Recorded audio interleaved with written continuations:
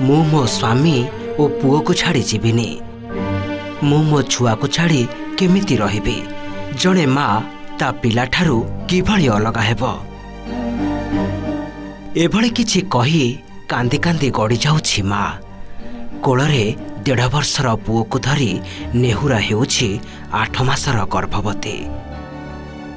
ए दृश्य देखिले आपणक छाती भी फाटी जीव आखिरु लुह गड़ी आसीब।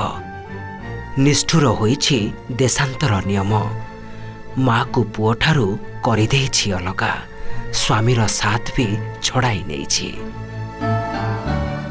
भारत सरकार को डेडलाइन पूरीबा परे अटारी वाघा बॉर्डर रे स्वामी और पुओ को छाड़ी पाकिस्तान फेरिबा को बाध्य होइछि एही माँ जनक। ये हेउछंती रोआ पाकिस्तान कराचीर बासिंदा 3 वर्ष तले दिल्लीर मोहम्मद तलीम को विवाह करिबा परे से भारत आसीथिले। बेस हसखुशी रे चलीथिला एमानक सांसारिक जीवन किंतु पहलगाम हमला और भारत सरकार को कठोर नियम परे एमानक दाम्पत्य जीवन रे लागि जाइछि ग्रहण। भारत सरकार को सांप्रतिक निर्देशनामा रुआ को तांको परिवार सहित रहिबा पई समय वृद्धि को मना करी पाकिस्तान फेरी जिबाकू बाध्य करिछि। अटारी वाघा सीमारे पुओ ठारू तांको अलगा न करिबाकू से नेहुरा होइथिले मध्य केही सुनि नाहंती। रुआंक 1.5 वर्षर पुअर भारतीय पासपोर्ट अछि। पाकिस्तान दूतावासरू सेमाने भिसा मध्य पाइछंती किंतु तांको पुओ भारतीय पासपोर्टधारी होइथिबारु तांको सांगरे नै पाकिस्तान जिबाकू रुआंकू अनुमति मिली नाही।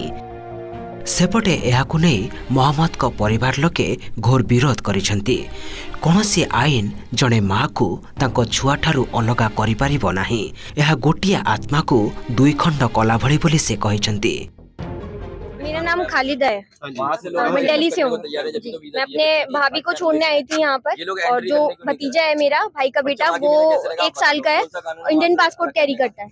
हम लोगों ने पाकिस्तान एम्बेसी से उसकी वीजा ली हुई है लेकिन यहाँ पर आने के बाद यही वही ड्रामा एज यूजुअल कि बच्चा यहाँ रहेगा माँ वहाँ पर भेज दो क्योंकि वो पाकिस्तानी है। तो this is not possible sir. बच्चा जाएगा तो माँ के साथ जाएगा वरना माँ भी कहीं नहीं जाएगी। माँ को बच्चे से अलग कोई कानून नहीं कर सकता, कोई भी अलग नहीं कर सकता। ये दुनिया का कोई कानून नहीं कहता, कोई सरकार नहीं कहनी चाहिए, कोई नहीं कहती सरकार के बच्चे को माँ से अलग करो। बिल्कुल पाकिस्तानी है उनका, कराची की रहने वाली है। 3 साल हो गए सर शादी को और उनकी हालत देखो, उनका लास्ट मंथ चल रहा है। बिल्कुल कैसे वो वहाँ पर अकेले सर्वाइव करेंगे, कैसे वो बच्चे को अकेले, बच्चा परसों से वो बुखार में तड़प रहा है बुरी तरह। पहलगाम हमला परे कठोर होई पड़िछंती भारत सरकार। पाकिस्तान उपरे गोटिए परे गोटिए प्रहार करुछंती। स्वल्पकालीन भिसारे आसीथिबा समस्त पाकिस्तानी को एप्रिल 27 सुधा भारत छाड़िबा को कहा जाइथिला। भारत सरकार को तरफरु गतकाली ठारू अटारी सीमा बंद करने को घोषणा करा जाइथिला। हेले मानविकता आधार रे आगामी निर्देश पर्यंत नागरिकों यातायात पई अटारी सीमा खोला रहिछि। अर्थात जो पाकिस्तानी एबे भी बेआईन भावे भारत में अछंती सेमाने अटारी सीमा दे पाकिस्तान जाई परिबे। Bureau report OTV।